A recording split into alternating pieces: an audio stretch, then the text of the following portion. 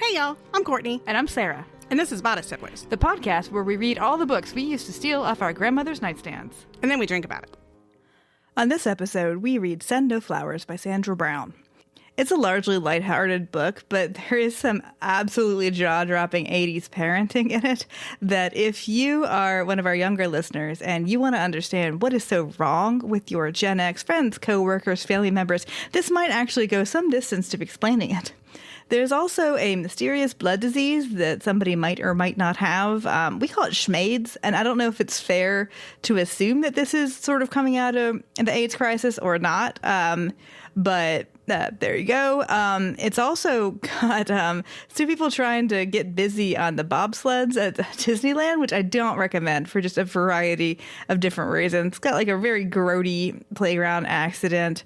It's got like, I know a lot of romance fans hate a cheater book, and this is evidently the second book. The first book is a cheater book, but they're all still friends, which is fascinating, right? Oh my God. So anyway, there you go. For some reason, we lost the first couple minutes of our recording of this podcast, so I'm just going to catch you up. That we read this one because friend of the podcast, Steve Amadam, was talking on Blue Sky a few months ago about, how wild some of these Sandra Brown books are.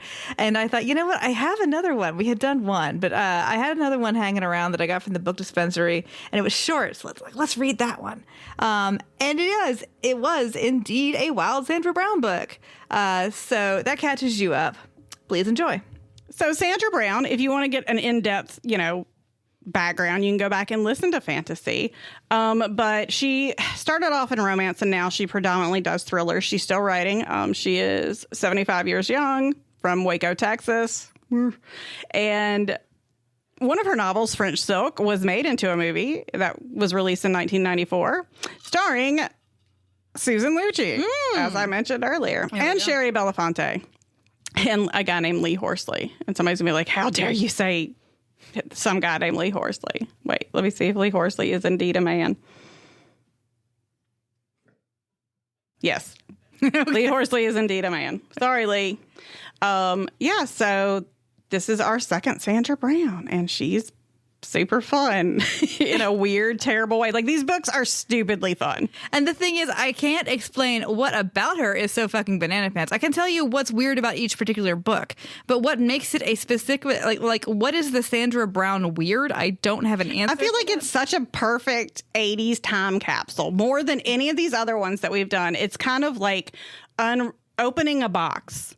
There's a box in your grandmother's, out garage that my grandmother had. She had boxes. And you open it up, and there's just a perfect dozen, place settings of the false graph that has, the ducks on it. Oh, yeah. So it's kind of like that. It's like you're just walked into a perfectly, preserved time capsule. Somebody always does something that you're like, wait, what the hell just happened? Yeah, no, there is...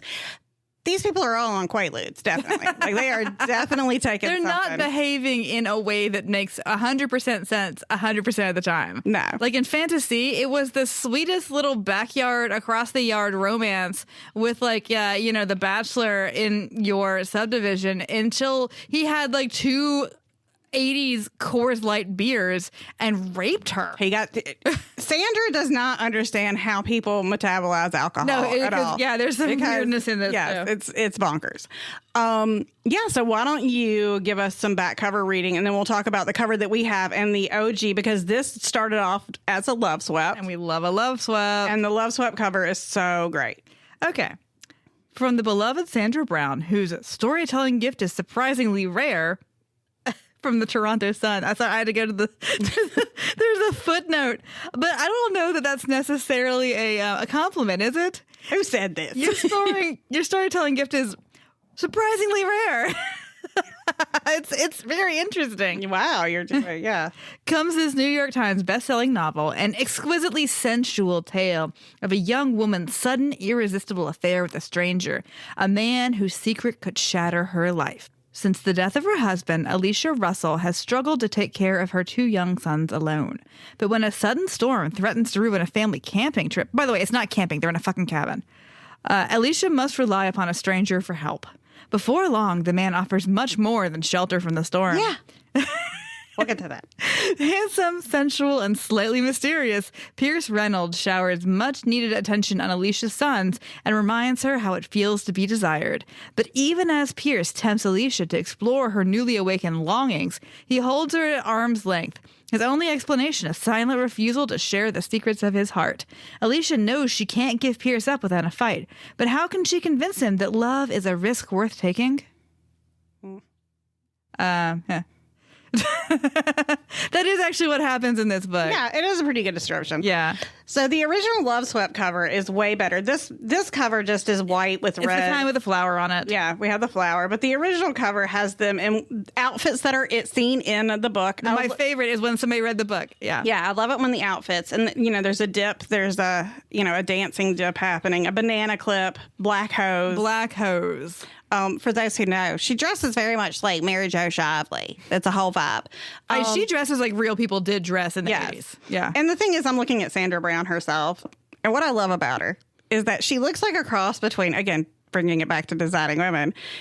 She looks like a cross between Bernice and also Lucille, too, from Arrested Development. Like, she's got kind of like wacky hair. You can tell there's sequins happening. So obviously, I stand this woman because, like, those are my goals. It's just to be sequin goddess. But the outfits are amazing. The original cover, like I said, gorgeous. People doing a dip. The outfit is in there. Love that cover so much more. There's some crazy international ones too. I love an international. Cover. Somebody's wearing like the Carhartt, not even the Carhartt, but you remember like when the suede jacket was in? Mm-hmm. We got a guy in the suede jacket, like the bomber or like the work shirt like style. The work shirt, like not the like it's that in, but yeah, it was like not as loose as the bomber, but kind of like that. You could see him walk, the rich guy jacket version. So, okay. We love that. Well, and of course, like what Love Swept always were, they were these contemporary romances that were about adults. It's not about like super young people. It's about people who have careers and have had relationships. And who fuck. Yes, they do. We love a Love Swept. They always have an amazing cover though. So this one does not disappoint. Let's just dive into the first 10 pages of this fucking book. This book hits the ground running. Let me tell you the first line of this book. Are you ready for this shit? I'm ready. Lay it on us. Sorry, there's a letter to the reader first. It was probably the cutest tush he'd ever seen. Sandra Brown doesn't understand electricity. No, because this woman is like with her ass in the air at a baseboard in a cabin trying to work the fuse box. Like, what the fuck fuse box is in the what? No, yeah, like what I don't understand. Like her husband or whoever, there's no mechanical engineers, electrical engineers in her family. You don't have to be an electrical engineer to know what a fuse box is. Well, no, but apparently because, like she had this thing down on the ground, like buried in the sand or something. It was very strange. So the book opens with it's a dark and stormy night, typically. And this creepy dude is just creeping up on this woman in the woods.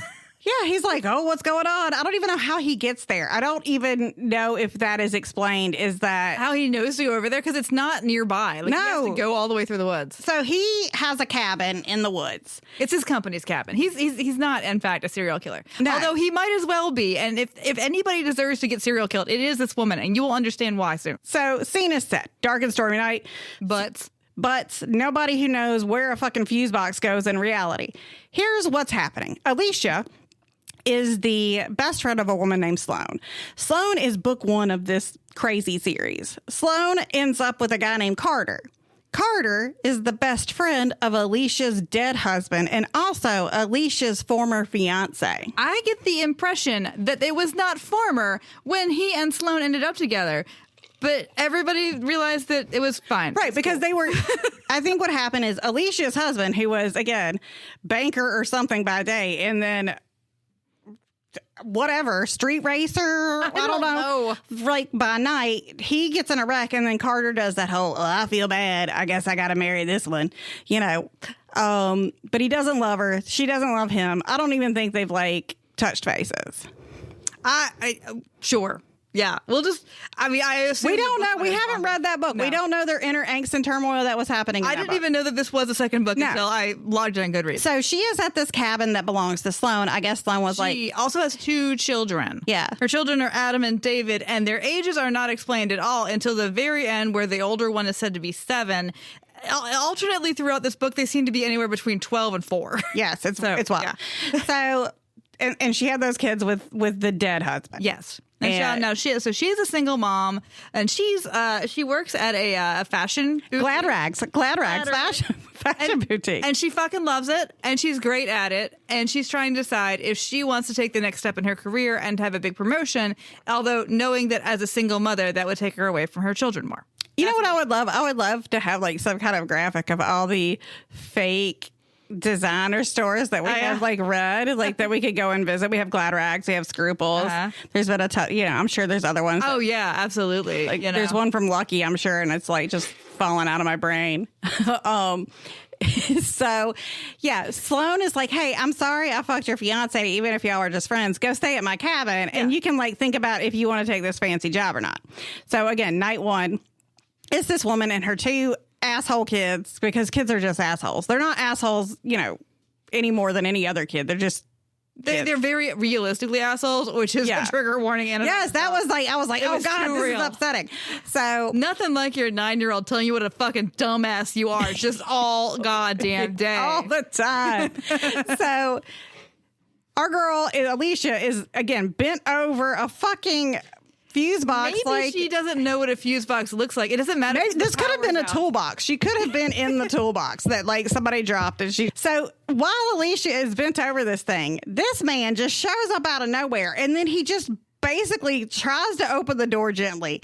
And the wind gusts and like, it's like, boom, boom, boom, just opens. He doesn't say, excuse me. No, he's just like, hey, girl. And like the door crashes open and she's like, yeah, obviously so. And then he's like, why are you so upset that I'm here? I'm like, motherfucker, it is raining. There is no lights. I've got these 2 asshole children who keep telling me about outdoorsy. So this is new to her. Like, she's never done this before. And the kids are like, you suck.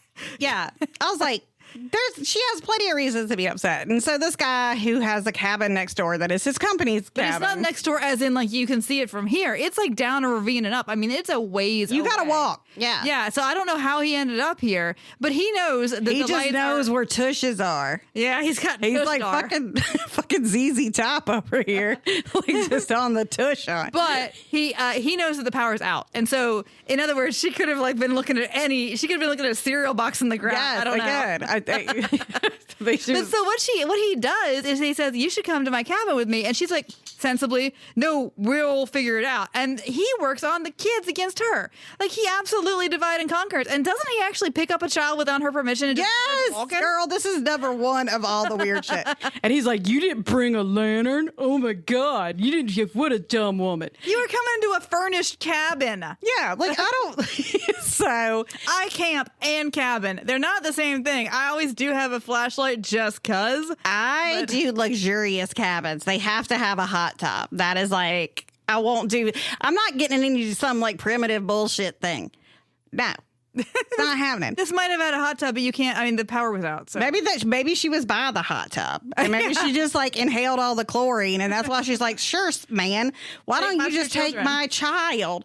So they end up traversing across a ravine. They don't go on the road or anything. No, they're like hiking through the woods. She is following a strange man in the middle of the night in a thunderstorm with her 2 young boys to this man's second location. Yes. And I mean, she is getting soaked through her like wet t-shirt. Her white t-shirt. Oh my God. And instead of just saying, all right, kids, I'm sorry. I know this is disappointing, but we're going home.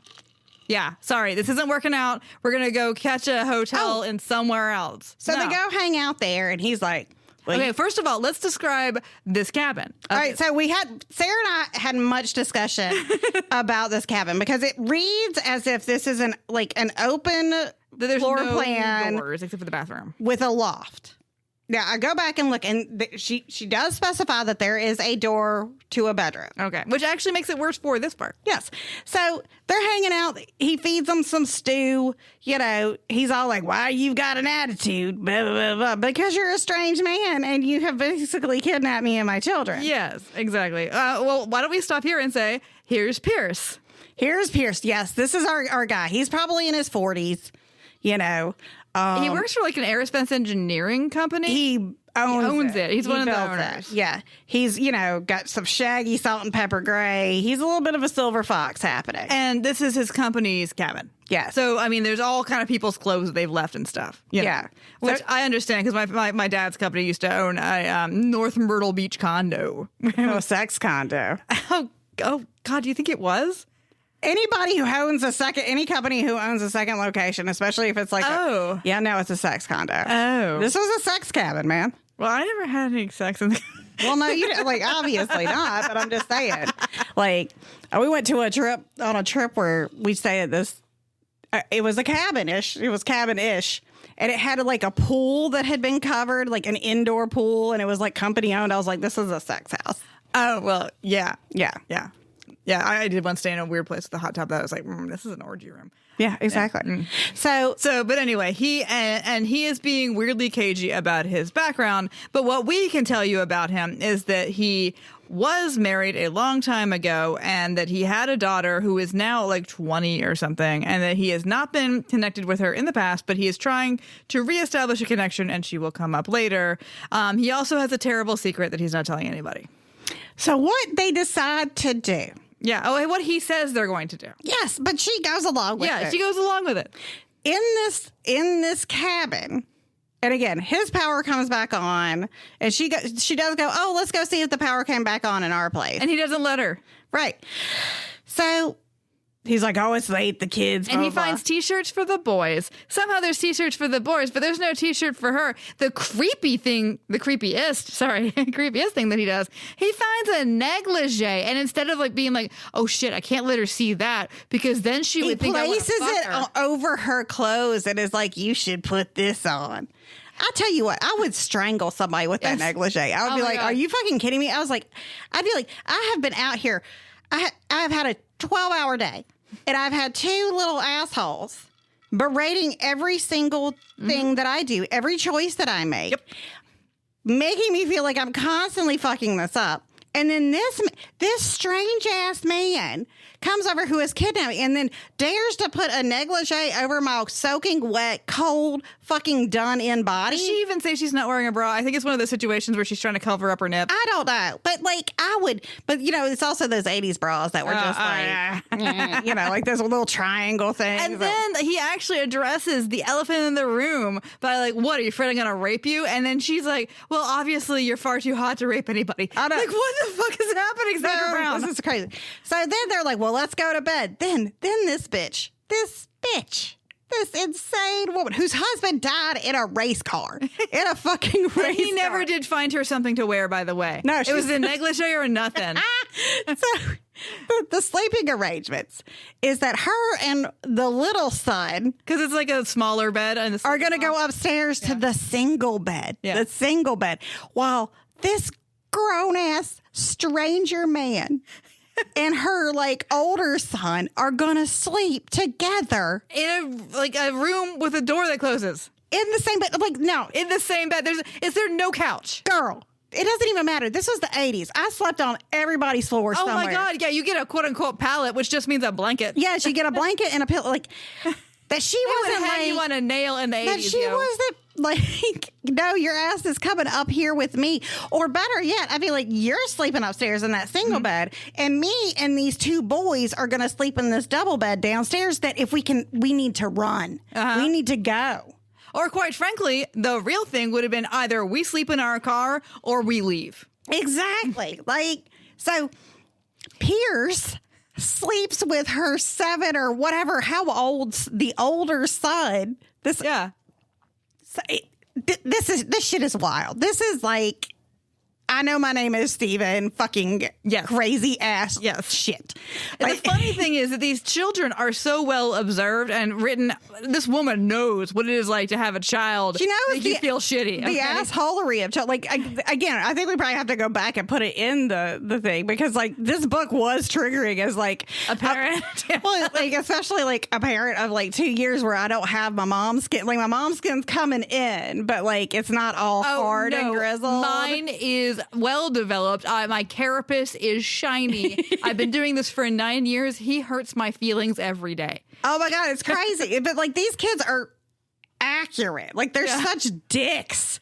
They are not. I guess I said Moppet warning. They're not Moppets. They're little assholes. So she understands children, but she doesn't understand that you don't give your 7-year-old as a bedmate to a grown man you just met. Like we're not reading The Persian Boy here. Like this isn't some kind of like Roman times business. And I mean, okay, I know the 80s was fucking wild. It was not this wild. I can tell you, my parents would have never put me in a room with a strange man to sleep in the same bed. Because we were afraid of stranger danger. That was the one thing. That was the one thing we were afraid of. We weren't scared of youth ministers. No, we were scared of strangers. We were scared of schmaids. And we were scared of like pop rocks. Yeah. You know, like. Yes, exactly. Those were the 3 things. And burping, farting, and sneezing at the same time. Yes, it would kill you. Definitely. Obviously. My school did ban snap bracelets because they said they could be used as a weapon. Oh. Because people would take the fabric off. And anyway. So, yes, they wake up the next morning after she has let her, like, it doesn't matter what age he is, her son sleep in the bed with I don't care if the man is 30, the child could be 35 years old. It's crazy. So, and then they're like, well, let's go check our cabin. And they're all having breakfast. It's all cute and stuff. But she's like, where is everybody in the morning? And they're all downstairs having breakfast without her. In other words, the kids got up. How lightly would you have been sleeping in this situation? Oh my God, I would have been awake. I would have had like something. The negligee, like, wound between my hands. Yeah. So they have breakfast. And then she's like, well, I got to go check out this cabin. And the kids are like, but we love Pierce. And I'm like, we found a new daddy. Yeah. And so they go and conveniently, like, tree has fallen through the cabin. If I'd written this, Pierce would have snuck around at night, ruined their cabin so that he could serial kill all these people. Oh, for sure. And so he's like, well, why don't you stay with me? And the kid, she's like, because she tells the boys, like, we have to go back home. And they're like, you are terrible. We hate you. This is all your fault. Well, because she has the idea, actually, that she's going to go try to get another cabin. And she can't. Like, they're all booked up. I guess it's probably like the last week of school being out or whatever. She cannot get another cabin. Again, the accuracy of these children blaming her for acts of God. You screw it up all the time, Mom. Dad wouldn't know what to do. You're a terrible mother. Like, this was an act of God, and it's still her fault. Like, absolutely, 100%. Meanwhile, this guy has stalked her up to the property rental office. Yes, he's like, hey, girl. And she's like, guess you have to go back with me. The kids want to go, hey, kids, don't you want to go stay with Uncle Pierce? Play our little games we play at night? Oh, my God. It's so upsetting. Yes, and they do. They go back. And they stay with Pierce. And, I mean, she is horny for Pierce from the jump. Oh, well, he's hot. But he's so hot he couldn't possibly be a rapist of anybody. No, he's too hot for raping. So, yeah, they end up, like, going... Like, they do all kinds of, like, camping shit. The funny thing about this insane behavior with your children is that the rest of this is very keenly observed about motherhood. For example, she wakes up one morning and the kids aren't there. Right. And she freaks the fuck out because, like, they're nowhere in the cabin. They were going to go fishing that day. She's afraid they're drowned or something. Right. And he does not make fun of her for that. No, it's great. Like he also freaks out and they find the kids and of course it's fine. The kids are on the dock. Yeah. So Sandra Brown understands what is an emergency and should not, like, you know, the mom is not overreacting. But at the same time, she does not understand that you don't put a man in the same bed as your child. These children are safer in that boat. Those children are safer with, like, piranhas in the lake than this fucking weird ass man who just shows up to check out your mom's ass and be like, hey, come stay with me for a week, everybody. Like, no, absolutely not. So they're having conversations. They're getting closer. It's the sort of thing. But he's like, weirdly, he's like, oh, I want your body so bad. But then when she's like, Yes, I would like to do that. He's all like, no, I cannot. And he won't fucking explain because it's the kind of book where nobody would be a fucking grown up and say, what the fuck is going on in their life? And then he's also like helping parent the kids. Yeah, he's in it to win it immediately. Okay, so I mean, obviously, you don't always have the choice of not introducing somebody to your kids. If, for example, he sneaks up on you in the middle of a storm to look at your butt, so, like you've already introduced him to your kids. Yes, but I mean, like these kids are getting hella attached. Yes, because he's like, don't talk to your mother that way, blah blah blah. Like, and that's at the point where again, I'd be like, you know what? No, I don't want her to talk to me that way or him. But like, you stay out of it. Yeah, this is not your kid. Yeah, this is an A to B conversation. You see your way out. Like, it's wild. But so they keep having these flirtatious moments. And then his daughter comes to visit. Her name is Chrissy. And she thinks at first that he kind of lied, but he's like, no, I said there's no kid. He's like, I told you there's no wife. You didn't ask me about a kid. Yeah, He's like, how could you tell me about a kid? He's like, because I didn't raise her. He's like, I pieced out. He's like, I stayed with my wife long enough to tell her. And we find out, like, the wife is all, like, from money and, Yeah, the wife sucks. And he's like, I was like, don't you have an abortion? And I'll kill you. And then he literally says, I'll kill you. I'm like, whoa. And then as soon as that kid is born, he's out. So he's very Republican about the whole thing. Like, absolutely. He's like, you're not going to have an abortion, but I'm not going to be there. They say I gotta aerospace. go. I assume it's like war material, right? Oh, yeah. He's like Lockheed Martin. He's like definitely. He's Lockheed or Martin. I'm not sure which one. Philip Lockheed. So she comes, and of course, she's delightful. And as she's leaving, she's like, I like you so much, you should fuck my dad. She gives explicit instructions to this girl that's probably 9 years older than her to fuck her dad. She's like, hey, fuck my dad. You nail that thing down. You hop on that dick. Your kids are nice, but you know what's nicer? Fucking my dad. So I think about people fucking my dad all the time. And so this is where the fucking happens. Because I had to go back because we find out. Because I was like, this makes no human sense. I was like, I literally said, it's 10:30 p.m. Where are the children? So I got to experience that. Thank you, Sandra Brown. I've always wondered what that felt like. Yeah, our parents were just like, oh, shit, should we look for them? So they end up banging it out because I was like, where are the kids? I was like, is that one kid in the bed? Yeah. But we find out that they had put both kids upstairs. Well, but why did they do that? Because they wanted the kids to be able to sleep and them still be able to visit. Okay, that's what I read. Okay, well, see, when I read that, that's what I thought. That it's an open floor plan thing because that's always the problem. That's why when you have a child, it's really hard to figure out your fucking how much hotel room that you need because you don't want to pay for 3 fucking separate hotel rooms. No, you also want to be able to have a glass of wine and watch some TV at night without your child being like, "Can we watch Teen Titans Go?" Fuck you, no. Exactly. Like, I mean, like I like Teen Titans Go, but not for like vacation. No, on vacations you watch NCIS. Yes, or like for me, it's always like Battle of the Network Stars. Where do you get Battle of the Network Stars? Disney World. What? Me and my mom used like my mom was a big Disney person. We are deviating so much, but my mom was a big Disney person. One because she loved Disney, but also my mom had muscular dystrophy, and so Disney was a place that she could kind of go. It was the same with like cruise ships that she could just kind of be totally autonomous. Yeah, it's totally accessible. Yeah, and so we would go to Disney all the time, and we would come back. I remember. Like 1 or 2 trips, we'd get like order like one of those like takeaway pizzas from like the resort, and we would just sit there and like on ESPN Classic they would have Battle of the Network Stars. Well, yeah, but I mean, like you can't do that now. There's no more Battle. I wouldn't even know the network. No, it's like it's reruns. You like can still do that. We watched, this is like less than 10 years ago. We were doing this, like anyway, yeah. So used to be cops, but now I feel weird about cops. Yeah. No, Battle of the Network Stars. So yeah, where are these children? It does make a certain amount of sense that you do want to get the kids out of the way and you want them to sleep because you don't want them cranky in the morning because you're going to be up all night doing grown-up stuff.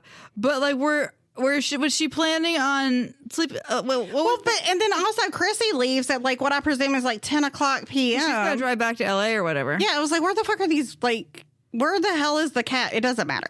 So they finally bang it out. And they bang. They fuck. They start in the kitchen. They end up in the bedroom. Meanwhile, remember, this is so there's a bedroom door, but there's not like a kitchen door. No, they're just all over the place.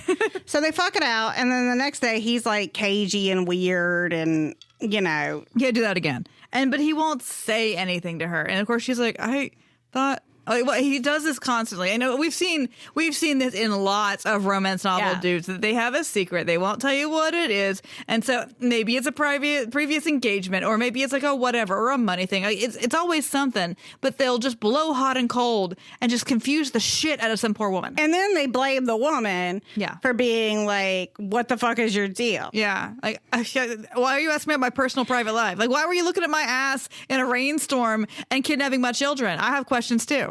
Yeah, so she, rightly so, gets fed up and was like, we're going home a day early. And the kids are dicks You about it. bitch, I can't believe you fucked it up with this guy. I mean, she has to pull over the car and say, will you please stop it? I mean, they're so awful to her. And like the one thing so is like, you relatable. never see them be sweet, which sometimes you need. Like sometimes you need that like Sour Patch Kid, like they're sour, then they're sweet.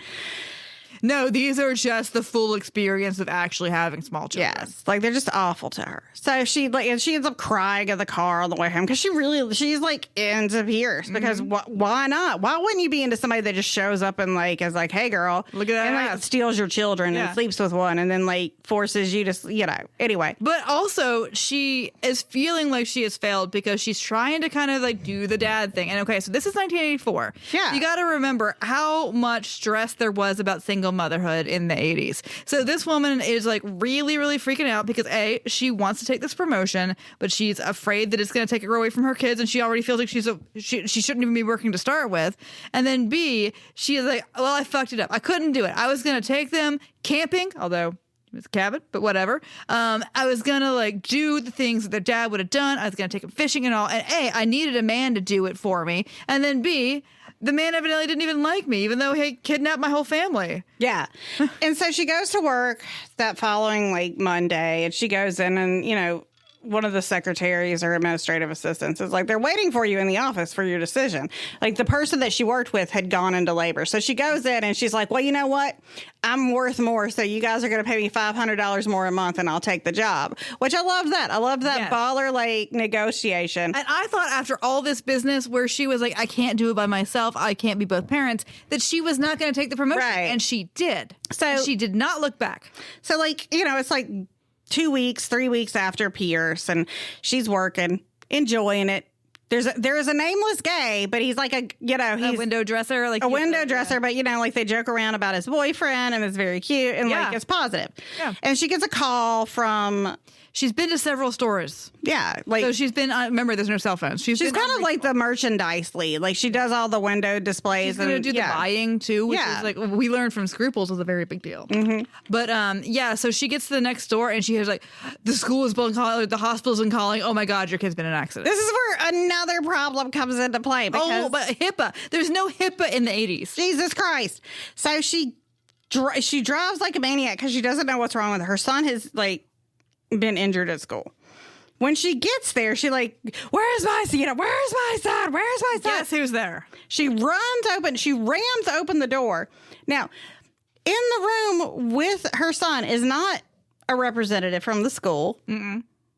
Not the principal, not the school nurse, not no, whatever. It's not like next of kin that they can't get. It's Pierce. Because a 7 to 10-year-old, we don't know how fucking old this child is, has told them to call this random ass man. His name is Pierce and he works at Lockheed Martin. Yes. And they called him because they couldn't get his mom. Doesn't she have a second contact? Yes, it was the grandparents because they talked about it. Like, it doesn't matter what this kid says, like, call this man. No, they're going to call who's Batman. I mean, what? And also, like, the principal is not going to leave. This kid really got hurt. I mean, because, like, here's the thing. I grew up in the 80s. I tried to walk home once and, like, from school because the school bus left me, and my parents could have gotten the school in a lot of trouble, but I mean, it's the 80s, you didn't do that. But like the school knew they were in trouble. Like that principal or the nurse or who the fuck else would not have left that child unattended. The hospital would not do anything for this child until she got there and signed paperwork. This child is bleeding. It's down to the bone. You can see his skull. Yes, and they won't give him any medication. I was like, no, this is not how this works. No. Sandra, you're great about kids being assholes, but you don't know how medical procedures work. I know that he is 7, but you don't need the parents to treat him in a life-saving or whatever, like medical emergency. Now, what did used to happen happened in the 80s is the only time I've ever threw up in school. And I remember because, trust me, everybody else did too. I was in first grade. I barfed all over my beautiful cheetah folder. And my mother was out shopping with my emergency contact. And that was it. There's nothing else to do. You just got to sit in there and drink some ginger ale. I spent the day on a cot in the headmaster's office with a bucket next to me. I love that you had a headmaster. It was a private school. Jesus. No. Only through fourth grade. Then I went to public school with the rest of the peons. Yes. But so, yeah, she gets there. Pierce is there. And then a nurse comes in, a bitch-ass nurse is like, sign this form. Like, her son is bleeding, crying, so upset. This kid is in serious pain. And she's like, well, I gave him a shot. It should take, hold any minute. Like, and this kid is still in pain for 10 minutes. I was like, what kind of fucking shot is this? Is this back before, like, the whole fucking crisis? Is this back when they give you, like, what you want? You want some morphine? You want some blood? You want Quaaludes? You want horse tranks? We got it, baby. This is like, here you go. This is back before, like, they had to, like, tie that shit down. This was the heyday where they'd be like, hey, let's see what happens if we give somebody who weighs 55 pounds, like, however, like, many milligrams of some morphine. Woo! Like, it was good times. And now it sucks. But they're like, oh, you want a Percocet or an ibuprofen? That's all you get, bitch. You don't even get the Percocet. No, that's what I'm saying. Like, you have to have, like, your appendix hanging out of your body and then be like, well, I don't know if you really need Out this. all three. Yeah, no. So, and then she's like, well, we'll just wait for the doctor to come in. And then finally one doctor comes in who's like, nice. And Pierce kind of takes charge. Well, so Pierce calls his personal plastic surgeon. And I'm like, why do you have a personal plastic surgeon, Pierce?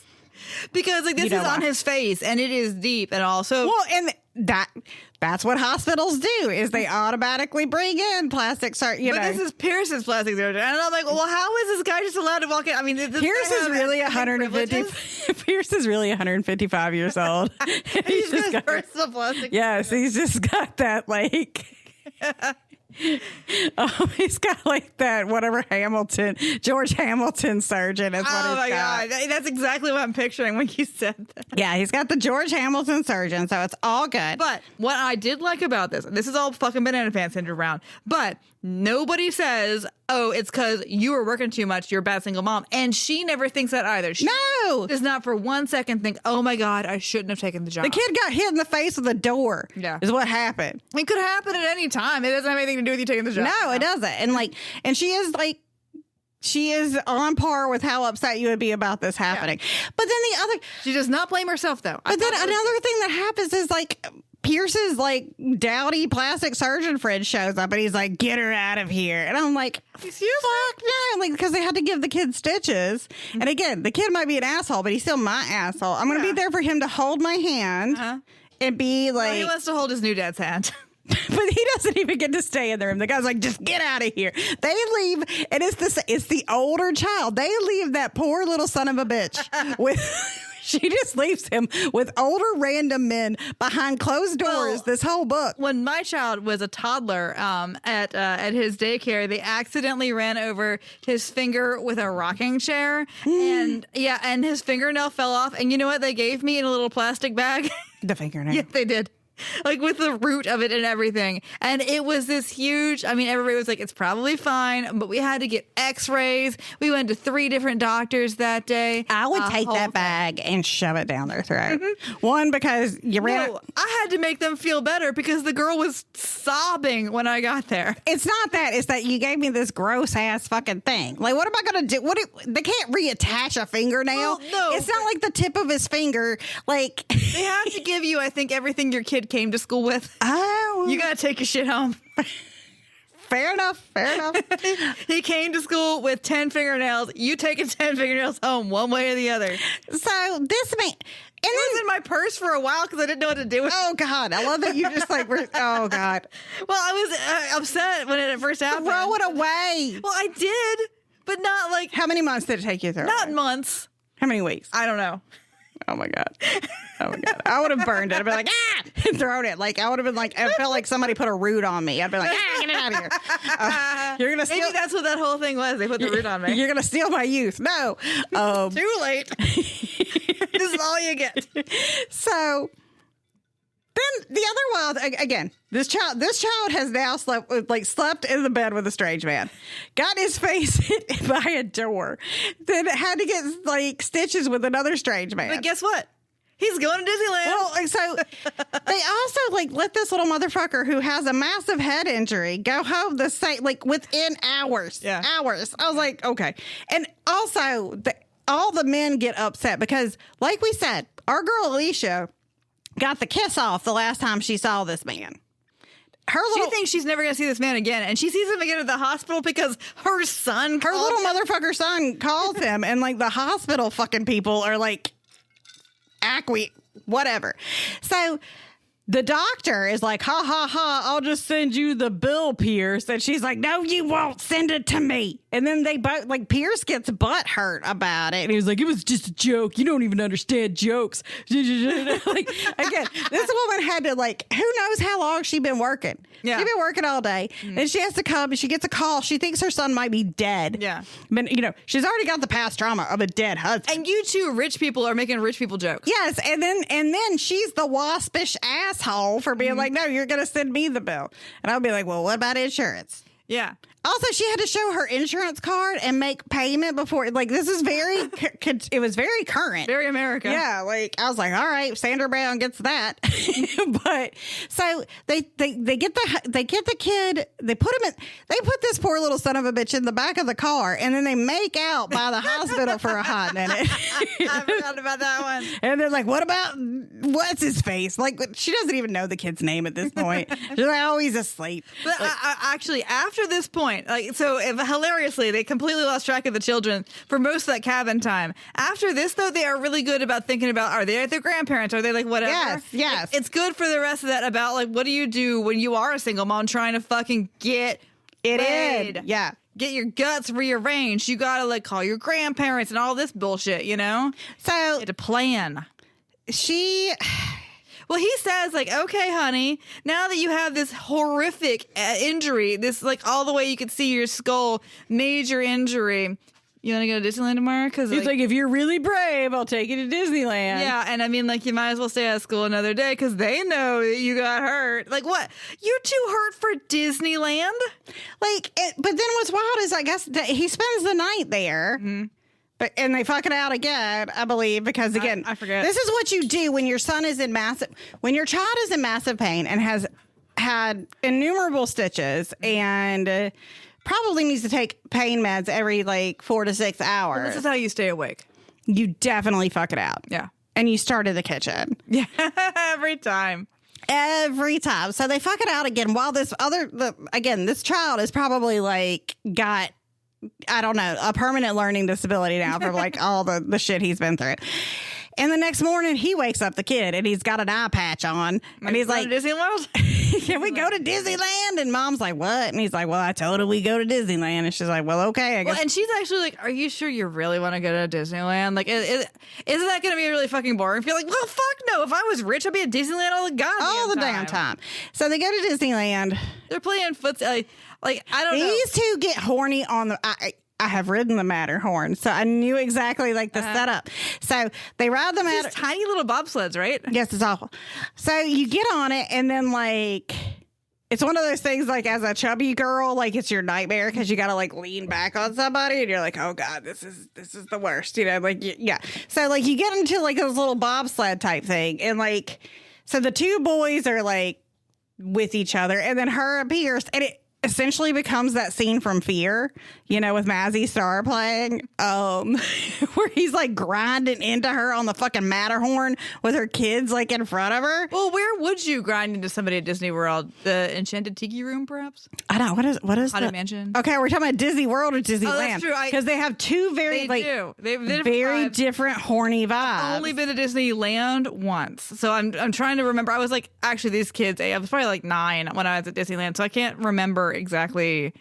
It's like an evening with Mr. Lincoln there right now at the Hall of the Presidents, so you'd only be like fucking in front of one president. My horniest ride when they got rid of it was the 20,000 Leagues Under the Sea. Yeah. Like that was all about that. I'd say Mr. Toad's Wild Ride. Ooh, you get the bumps. Yeah. But that's gone now, so you can't. See, that's the thing. We gotta go back. How about the Carousel of Progress? Everybody else is asleep.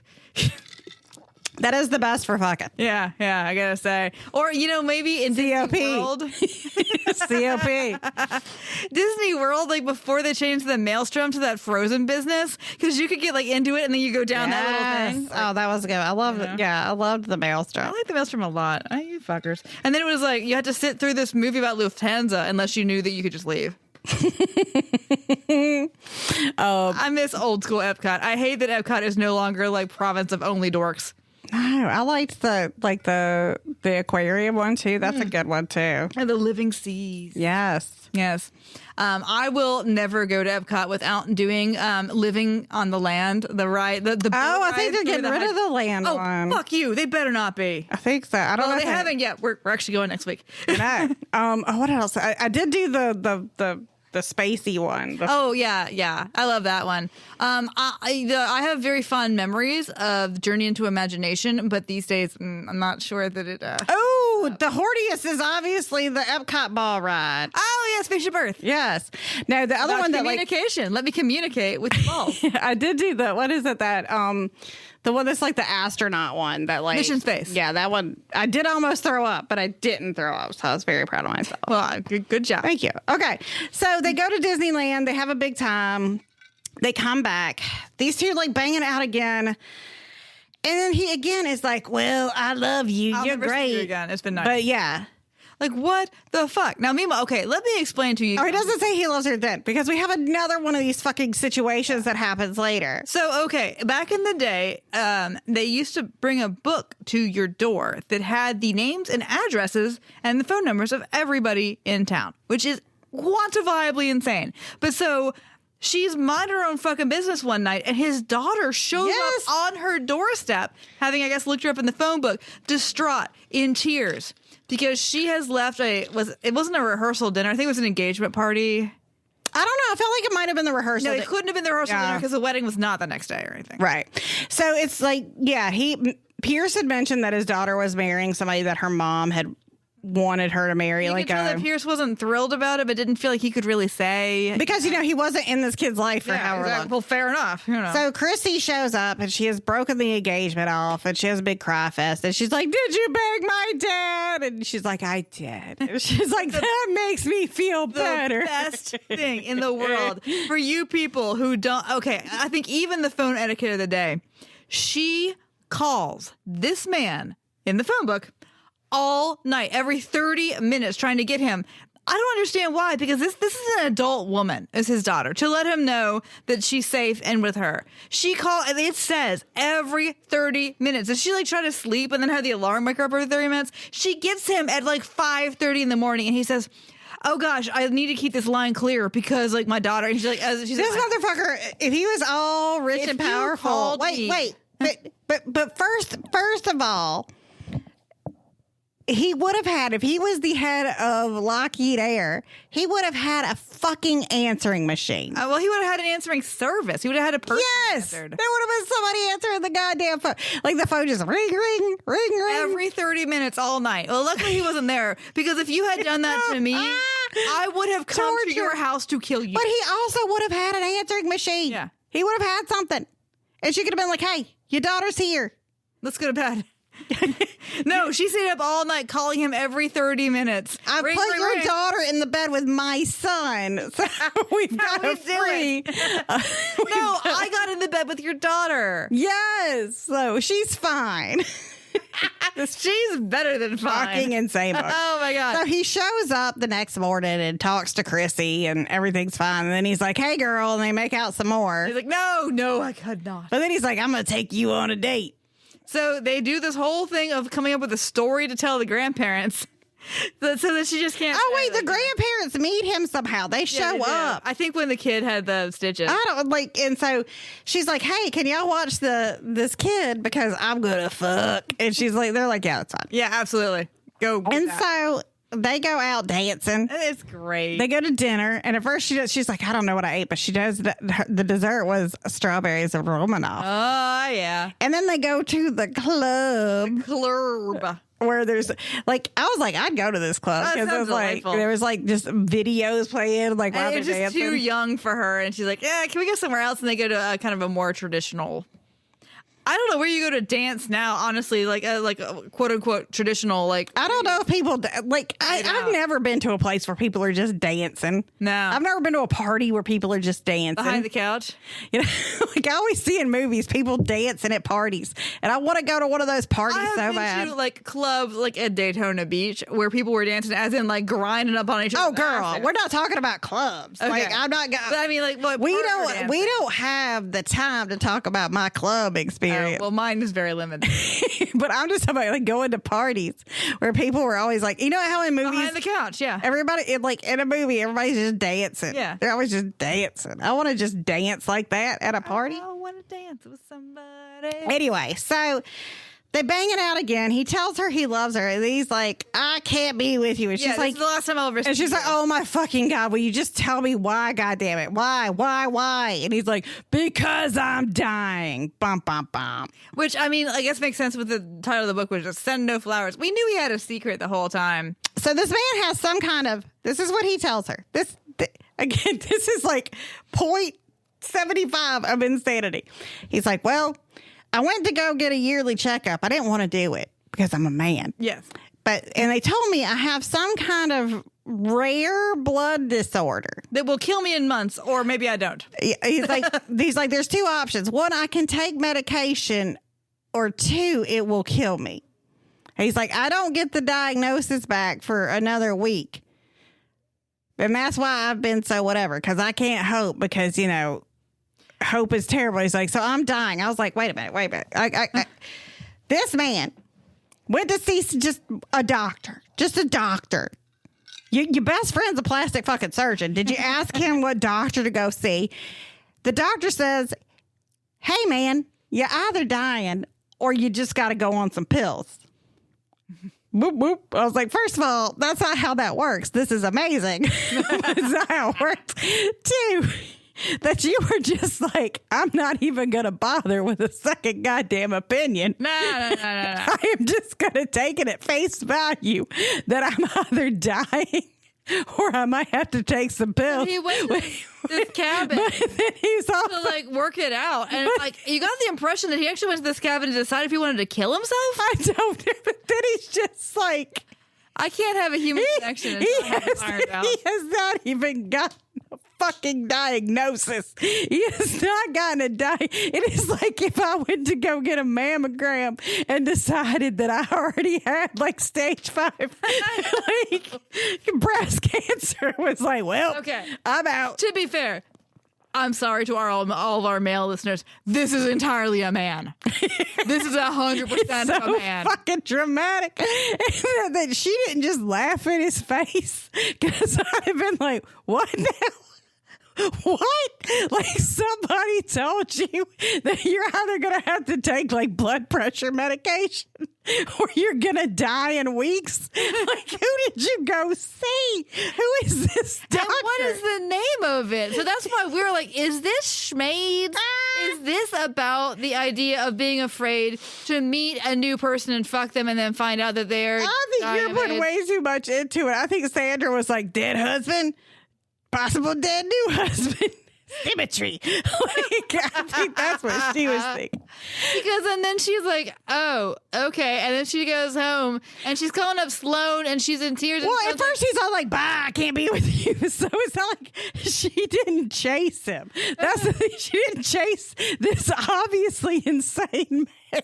It was like, the thing is, you are supposed to think it is a moral failing of hers that she does not say, I love you no matter what, even though she has 2 very small children who have already decided that her new first dumbass husband died in an automobile accident. I think it's reasonable to say, let's wait and get your results back. Well, then he was like, I can't see you no matter what. And she's like, well, and she's like, well, I don't know how to handle this. Like, she's like, what do I say? Do I say, hey, well, call me if like you're not dying? She's like, I can't do that. That's tacky. Yeah, true. That is tacky. It's so tacky. So she's like, you know, and what I really did appreciate is we go through this thing of like her having to like be normal for the kids. And then like they're finally in bed and like the weight of the day hits her and she's so upset. But also she's upset about a man who is clearly insane. Well, and because like Sloan is like, hey, what's up with that hot dude? And she's like, he's terminally ill. And then Carter, who's also on the same line, is like, so let's piece this out. They're on the separate extensions, which is great. I love that too. He's like, so what's the deal? And she's like, well, he could or could not have a terminal illness. And Carter's us. He's like, what? So he doesn't? No. And she's like, well, no. And she's like, but I can't be tacky. He's like, well, okay, here's the deal. You love this dude, right? And she's like, yeah. She's like, so what? Do you want to be with him no matter what? She's like, yeah. And he's like, it doesn't matter if he is dying, which one, we don't know if he is dying. And she's like, well, no, it doesn't matter. And he's like, then go get your man. And she does. Yeah, and she does it. Like, she shows up at, like, she's trying to track him down. She has to do the grand gesture. Yeah, and she shows up at his... By the way, I don't like it when women have to do a grand gesture in romance novels. This is a women's fantasy. Men should have to always do the grand gesture. So she shows up, like... I mean, I guess he did take her sons to Disneyland and slept with one. So what? He has all the money in the world. So he called his friend the plastic surgeon. That guy probably also covers for him with his multiple molestation charges. Oh, my God. So she... ends up finding him just outside of, like, you know, his... But guess what? He also got the results, and it turns out that he's not dying. We don't, like, you've ruined it. You've ruined it all. I'm sorry. So we have she's like, I'll spend no matter what time you have left with you. And it does a fade to black. And then we're like, in the future, Sloane has had the baby that she was pregnant with. It's 3 months old now. And it's Sloane and Carter and the two boys and Alicia and Chrissy. And Alicia just keeps crying. She's like, oh my God, I wish that Pierce was here. And oh yeah. Chrissy's like fake out. Yeah, Chrissy's like, it'll get better with time. And like this whole shit. And then Pierce is really alive. He was just in Texas on business. Seriously. But we do find out, like, you know, it's cute because, like, she's like, I hate you being away, you know. And then she's like, I have to go out of town on business next month. And he's like, well, I'll come with you. And, like, I like that she's doing business. Yeah, no, she never once considers not taking that high-powered job. And so that is the plot. Yes, that's what happened in this book. Question time. So, I don't know what to make of this fucking book. Big dick energy or big dick energy? I mean, he's hot. Yeah, I mean, for someone who sleeps with a strange 7 or 8 year old. I mean, and the thing is, normally I would say, of course, he doesn't owe a woman he just met an explanation about his health situation. At the same time, he kidnapped her 2 children and slept in bed with one of them. So I feel like our normal boundaries are broken down. Like, I guess, like, this book is very much like a dad fantasy. Mm-hmm. Like, you know, he's before we'd call him, you know, before the term was used, he's a daddy. Like, he's very much a daddy, you know, comes in, takes care of things. But I like that he has made mistakes in the past, like with his own daughter, and that he is trying actually very hard to, you know, to rectify. And he teaches his daughter, he treats her like she's an adult. No, he doesn't, you know, I mean, like, there's a lot.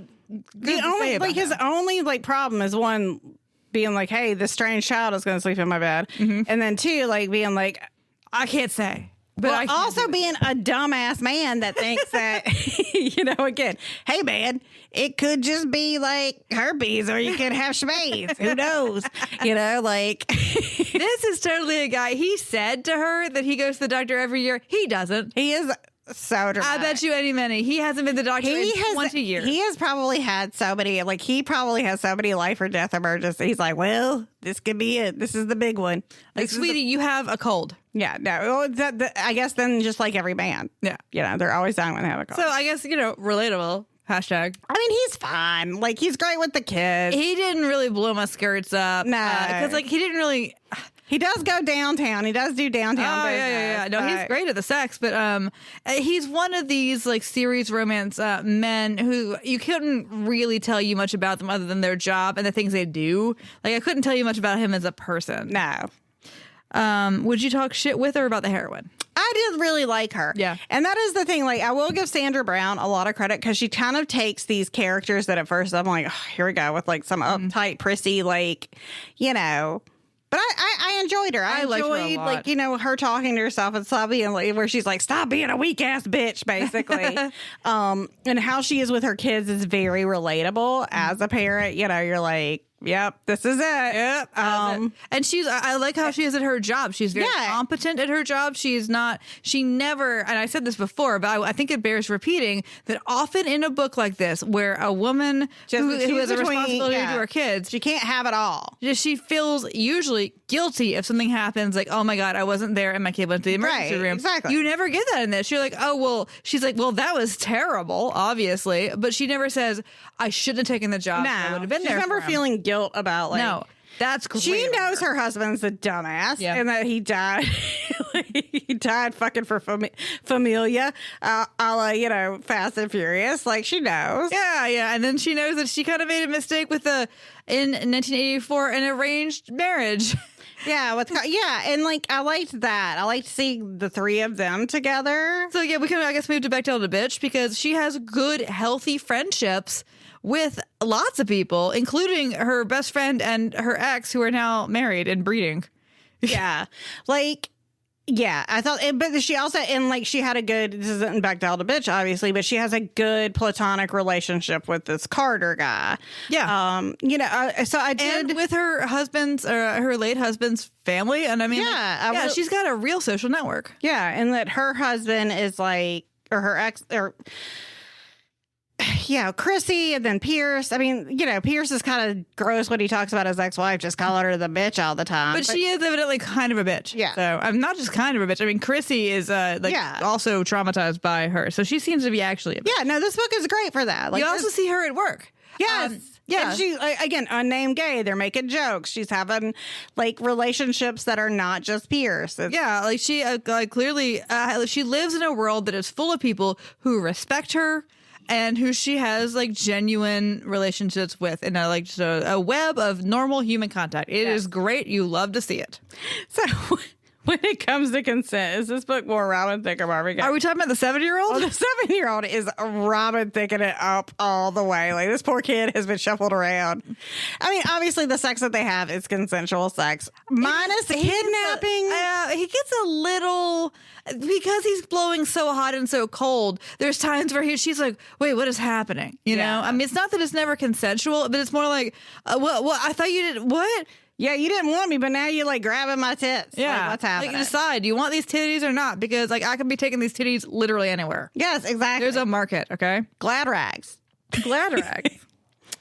How badly are you judging your mom off reading this book? This is the type of book she would have read, and this is the type of book I would have been like, yes, let me devour it, This is the kind of one I would have stolen from somewhere for sure. Oh, for sure. I read a million books like this. And the sex is like, it's very purpley prose, but like we do know where like slot A fits, and we know like that mostly it talks a lot more about her beautiful lady garden than his throbbing member. It's kind of interesting. And her tits. We love her tits. Oh yeah, it's all about that. Often what this kind of book does, though, it'll be real hot above the waist, but then it'll get like a slide. But he does. He goes downtown. He does. He sure does.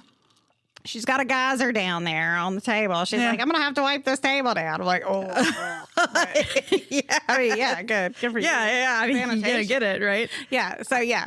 Would Scarlett Johansson be in the movie? Well, again, this is too many white people. This is one of those where like, but nobody's like identified it racially. No, but it's just the assumption. Yeah. But there is a gay person who is like positively portrayed. I mean, doesn't get a name, but doesn't have a name, but also has like a serious relationship. Mm-hmm. They make a joke about. He's like, "Ooh, I'll take you out." And she's like, "Well, I don't think your boyfriend would like that." He's like, "Who knows? He's open. Let's do it." Yeah. Like, so you feel like. Yeah, there's some, and she doesn't feel like she has to be like, haha, I didn't actually mean that or anything. No, it's actually great in that regard because I mean it's a little one-off thing, and it is the fashion industry, but it's still like there. Yeah, it's there. So I mean, thumbs up to Sandra Brown for that. You're not leaving the house looking like that. Outfits. Oh my God, we have so many outfits. I dog-eared a page. Like I said, she dresses like Mary Jo Shively from Designing Women, which Sarah has never seen, wildly, y'all. Well, okay, so Designing Women wasn't the kind of show that my parents watched because, like, it wasn't old people enough. Oh my God, it's so good. We were more of a Matlock family. You would have been like, I can't believe this, because I wonder what your life trajectory. You should tell your mom this next time she gives you shit. You'd be like, you should be playing the piano. You should be like, maybe if you had let me watch Designing Women, so I would have been able to see Julia Sugarbaker. My life would be, I'd be a senator by now. No, only if the senator plays piano. Anyway, so she dresses very much like that. It's very like long skirts, hose, you know. There's a lot of hose, but this is a lot of hose. This is actually like all of these outfits that I saw. They're so good. I see it. You can see it exactly because it was very much what a woman wore. This is very relatable, which is what Love Swept does. Yeah. Love Swept is really good about this. These are not like movie stars. These are people who you might know who just like do it better than you do, right? Yeah. So let me tell you this. Because of her promotion and the hefty increase in salary, she had splurged on the outfit. Are y'all ready for this? Some of you will have PTSD and some of you will think it looks amazing, and it depends on the year you were born. The skirt was a long swirl of lightweight ivory wool. The blouse she wore with it was teal silk. She had slung a fringed paisley print shawl over one shoulder and belted it at her waist with one of the designer belts she was featuring in the window. Pale stockings and bone pumps, ladies, completed the businesslike but softly feminine ensemble. She also has this going out outfit that's a slinky black dress, black hose, and then like black velvet, heels that have the clips, the diamond clips. And I was like, Diamante, oh my God, here we go. And then this man would, he even gets an outfit. Like, obviously he's in a suit, but when they go home after their big evening of dinner, he puts a little robe on. He has a sex kimono. She also has a kimono. There's like kimonos. There's silk kimonos. There's male sex dojo kimonos. So like many. the one in Blue Days at Sea where that dude just put his dick on a bar stool. And then also we find out he buys a Donald Duck shirt at Disneyland. Yeah, he does. We're supposed to think he's such a great guy because he enjoys Disneyland. Like, are men not supposed to like Disney? I don't know. Like, I guess like hanging out with somebody else's kids, maybe. I don't know. I mean, like, okay, Disney is more fun if you don't have children with you, obviously. But wish me luck next week. So, would your 12-year-old self have dug internet pages? They fuck a lot. It is very purple. Yes. But it's relatively okay. It's the kind of thing where if you are reading it now, you're like, yeah, this is pretty explicit. But if you were to go back with your 12-year-old mind, you'd be like, would I have learned anything from this? Not sure that I would have. We have a new feature for you. Yes. It's for only this kind of book. We won't do it every time because not every book does this. I have a, what is the purplest prose from this book? Damn it. And I'm ready to read to you. Okay. I'm going to read the whole paragraph. Deftly he caressed with suppliant lips and agile tongue. Does he mean suppliant or supple, I wonder? Like, is he begging at her gates or is he like... She approached that divine death again and again, only to be brought back, detained, postponed, yet we know you have a thesaurus, by bliss. No longer able This man was edging her, ladies and gentlemen. He was edging her. No longer able to breathe, she cried out for fulfillment. He obliged. He touched the source of all her desire and lifted the floodgate of her passion. She squirted. I'm imagining this man has like a giant wrench or like a breaker bar, and he's in like this ancient fucking, like in like a Tarkovsky film, like in Stalker. He's trying to shift this rusted ass equipment. So basically, that he's at a breaker box on the floor. He's trying to move things around. Yeah, and meanwhile, like it's like that Looney Tunes music, like dun dun dun dun dun dun. It's like a factory floor. Oh my God, it's so to open up the floodgates of her passion. The sex that I was like, it's so extra. Oh my God. So we're going to do that on the books where it deserves it. And you're going to love it. You're going to love it. What pairs nicely with the dumpster fire? I'm going to say Brandy because like these people, like she drank a glass of wine and got shit faced. And then he was like, I couldn't find any liquor in your house, but you got some brandy. She's like, oh, I think I put that on cake. Yeah. I was like, oh. What? Oh my God. How bad is that fucking brandy got to be? Oh God, it's so gross. But she's like, needs must. Bottoms up, motherfucker. Well, they drink like some sad ass like Chardonnay while they eat fish. So I guess like some sad ass, but like one of those like super sweet buttery Chardonnays that you're like, oh Jesus. You know what is also feminist about this? She would not come out of that cabin until she found out that they had already cleaned those fish. That is, I liked that. Hell I yeah. appreciate it. She wasn't trying to be cool. Well, no, I mean, she wasn't gonna fucking clean a bunch of fish that somebody else caught. Hell no. Well, see, I thought it meant that she was squirmy about it. Oh, well, I figure, well, But that also too, that she just but- took a nap. Good for her. Take a fucking nap. Take more naps, bitch. You know what? You've already let your son sleep with this man, so why not let him, like... why not not let gotta him- be vigilant anymore? It's already happened. Why not let him gut a fish together? Yeah. The worst thing has already happened. Yeah, like, what Just else? take your bone pumps off. Y'all remember the colors of pantyhose that your mother thought were appropriate for Oh my people to God. wear? Nude. Nude, but you had to figure out what nude, and my nude was always like Were you sand or were you beige or were you ivory? ivory. Yeah, I was ivory. But she said that only nurses and black women wear white hose. Look at her. Right? And I only just remembered that right now. I know this is unlock- going to be the one she listens to. And unlocked a core memory. Oh there. my God, right? Yeah, And they used to have the legs up on the display. Like the hose so you'd legs. know. And then you'd get like, my mom was like, And you had to put your hand in the sock. to match it. And it was like, I think I was ivory as well. My mom would let me wear some white ones, I think. But when you're little, you're Yeah. supposed to wear white tights. Yes. But then, nurses. Navy was big. My mom was big in navy pantyhose. But mostly it was that sandalfoot nude. Oh my God, the sandalfoot. I could just feel it touching my body right now. Oh my God, it's so awful. And when you would take those bone pumps off, how it would feel so good because your feet were so The bone pantyhose sweaty. I can see those bone pumps. Oh my God. And they would get scuffed up so easily my too. God. Oh my God. So I think that Bone, not white. they do have some champagne later, but it's definitely brandy, and he's drinking it out of the bone pump.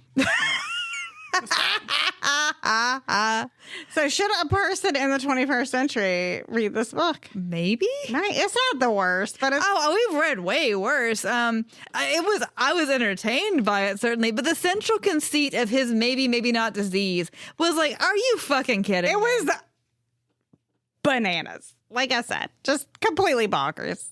I was obsessed with it. It was so stupid.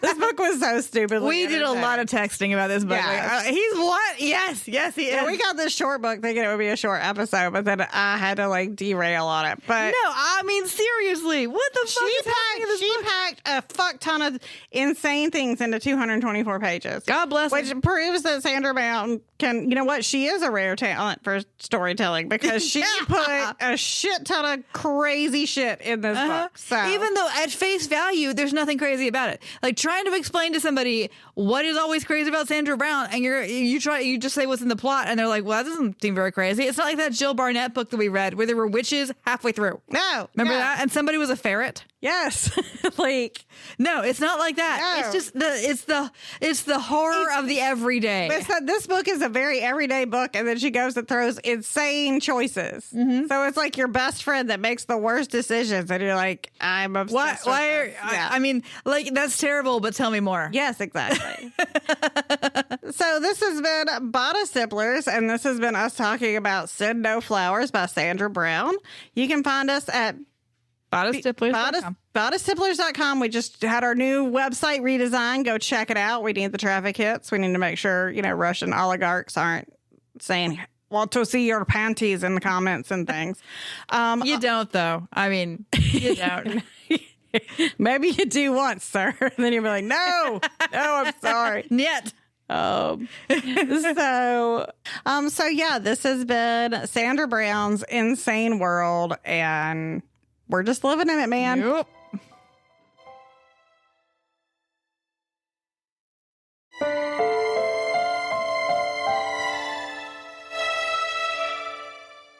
Bodice Stipplers is part of the Frolic Network.